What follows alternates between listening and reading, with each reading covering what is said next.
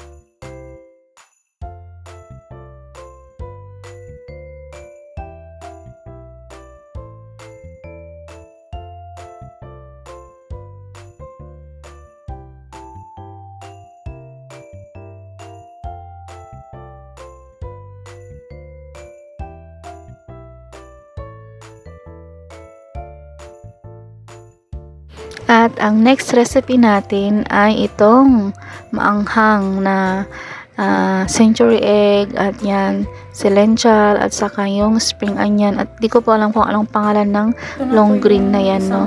Ayan, at hiniwa-hiwa ko po ng pahaba. Bali konti lang po yan kasi yung iba sira pala siya, no. Hindi mo naman kasi makikita yan pag binili mo eh. Tignan nyo po, nasa gitna po yung mga butas. So, hindi ko na po isinama yan. And, yan na po yung ating century egg. Bali, pinakuluan ko lang po siya ng 10 minutes. Ayan, at after ko pinakuluan, nilublog ko lang po yan sa cold water. And then, iniwa-hiwa ko. At ito naman pong yung long green kanina, no. Pakuluan lang po natin siya ng 3 minutes. And then, after po ng kulo, ilublob nyo lang po sa cold water para maging crunchy po. Bali po ito ay first time kong gagawin sa 5 taon ko sa kanila. Bali, sinerch ko lang po sa YouTube kung ano yung magiging sauce niya, no. At yan nga po, at successful naman. Gustong gusto nila. And then, simot po lahat. At ito po yung magiging sauce ng ating century egg at yung habang green na yon, no. Yan po ay nabili namin na chili flakes na may oil, chili oil. Pero hindi ko na po alam kung ano yung botelya niyan kasi transfer ko po kasi mahirap siyang kunin sa loob. Bala yan, nag-mix lang po ako ng chili oil na yan. At ayan, at hiniwa-hiwa ko po yan yung silential at saka yung spring onion at saka po hinalo yung chili oil. Bali 2 spoon po. At ayan, light soya sauce po, 2 spoon din po siya. Ayan po yung nilagay ko.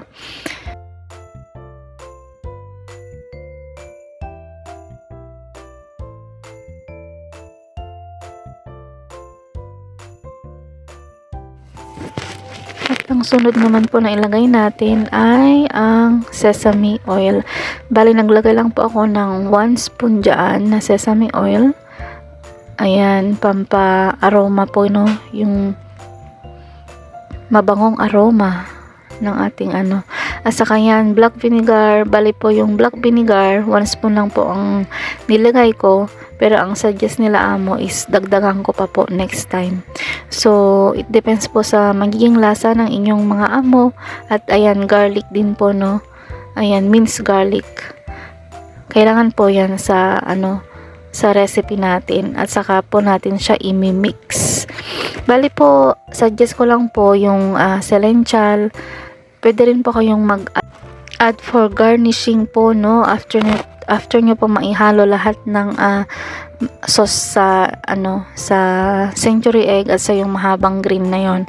So bali po diyan, pagkahalo ko parang siya, parang hindi siya fresh, pero pag tinikman nyo naman po is very good. Ayan, simot din po yan nung gabing yan, and nagpapasalamat ako at nagustuhan nila. Ayan, thank you so much.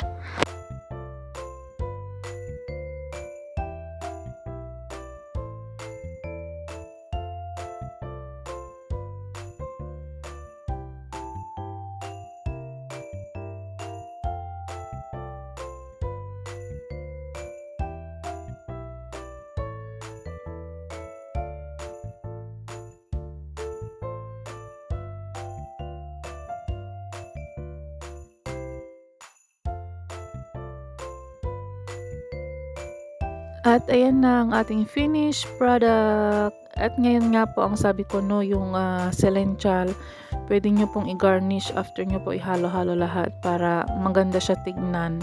Pero in fairness po, masarap po siya, crunchy, at yun nga, nakulangan sila sa vinegar. So, not bad po kasi first time ko siyang gawin, no? So, next time, mas masarap. Charan! Sarap oh, sarap oh. Salamat po sa panonood.